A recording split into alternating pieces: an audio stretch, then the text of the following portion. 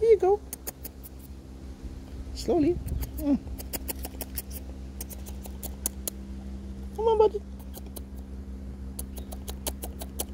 Go. It's okay. It's alright. Oh, kain ka na. Sige na. Magkaibigan tayo, ha? Oh, come on. Yan yun. Tumigas lang yung tinapay. Oh, pwede mo na. Yan. Oh, you're welcome. You're welcome.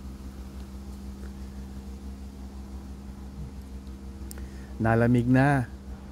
Ramdam mo na ba? Yung maliit mong fur na yan, kailangan pang kumapaal. Okay na ba yung bahay mo? Saan ka ba nakatira?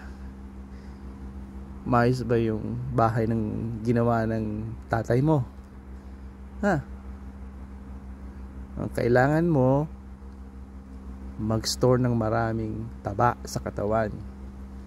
At bibigyan kita ng maraming tinapay para tumaba ka kaagad, ha? Kasi ang taba ang panlaban sa lamig. Grabe ang winter ngayon. First time mong makaka-experience ng winter ngayon. Ngayong darating. Alam mo ba ang winter dito sa Canada? Malupit. Aba kung malamig dito sa baba, siguradong mas malamig dun sa tinitirahan mo sa taas. Dagdagan mo ng 10 o minus 10 o 20 degrees na mas malamig. Negative, ha? Kaya magpataba ka, ha? Kailangan mo yan. Ako naman, makikita mo tuwing winter, ngayong darating na winter, kung gaano malamig at kung gaano kataas ang snow. Mas lalo mo ako makikita kasi yan ang aking trabaho dito. Ako ang naglilinis ng mga driveways at kapaligiran ng mga hindi lang kapitbahay ko, pati yung mga karatig ng mga bahay at even sa ibang town. Okay?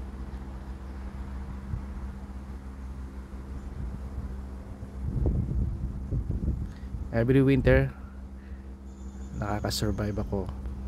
Every winter malakas ako kasi preparado ako. Ikaw din. Kikita ko yung iyong fur kumakapal. Kapal yan, kakapal pa yan. At kailangan mo ng maraming tabanga. Yun ang mga paraan para bearable yung winter kahit pa paano sa atin. Kailangan mo din maglalabas, ha? Huwag kang mag-stay doon sa bahay mo, kasi kapag lagi ka doon sa bahay, hindi mo nakukuha hindi nakukondisyon ng tama yung katawan mo. Kaya pagdating ng winter, kasagsagan ng winter, nahihirapan yung katawan mo kasi hindi nag-adjust ng maayos.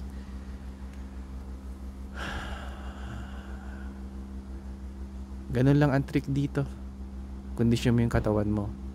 Lumabas ka naka t-shirt, o kung ikaw nakaupo lang dito sa bakod, habang humahangin, ramdam mo yung 10 degrees 9 degrees na hangin. Over time masasana yung katawan mo, at pagdating ng negative 40 or even colder, kayang-kaya mo yon. Okay? Siyempre nandun ka, hindi ka lalabas, nandun ka sa bahay mong yon. Nakita mo na ba yung kulay? May isa dong kulay pula. Very soon, itong puno na to, itong red maple na to, maging all pula. Napakaganda. Para siyang sumasabog, para siyang pulang, yung parang burning bush. Although may burning bush din tayo dito, yung kapitbahay, papakita ko sa iyo yun. Napakaganda nito. Tuwing fall, pinipicture namin yan ni Mrs.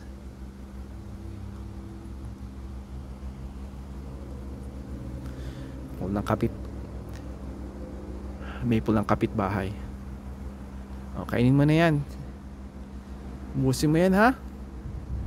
Bibigay ako sa'yo ng tinapay araw-araw. From TNT yan nga pala. Pag nabigyan kita nung tinapay galing Filipino store, nako, matutuwa ka. Mas masarap yon. Kinokopya nila ng mga Chinese Canadian ang ating pandesal at monay, pero hindi nila mapapantayan yon kasi iba tayong magtimpla, iba kaming mga Pilipino magtimpla, mga panedero. Kaya ang TNT nga pala ay isang malaking tindahan dito sa Calakhan, Toronto, na pag-aari ng Chinese Canadian. Marami sila dito at doon din namimili ang mga Pilipino, unfortunately. Malaking tindahan yon, yan, Asian store. Na makikita mo rin doon yung mga Filipino products for food tulad ng Skyflakes at yung bakery nila, meron na din silang pagkain natin tulad nga niya monay at tasty. Alam mo ba yung tasty? Natitikman mo rin yan. Hindi ko na alam kung anong pangalan nilang, kung tasty pa yung pangalan nila ron, pero tasty pa rin tawag ko ron. Sa panahon kasi ngayon, marami na nagbago, maraming pangalan na binago, pero makaluma kasi ako eh, parang stuck noong 1990s. Okay, so pag tumawag ako sa'yo ng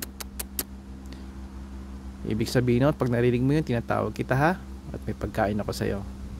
Alright, hanggang dito na lang. At kailangan ko nang bumalik, marami pa akong trabaho, magtitiklop ako ng damit at pakaraming trabaho sa loob ng bahay.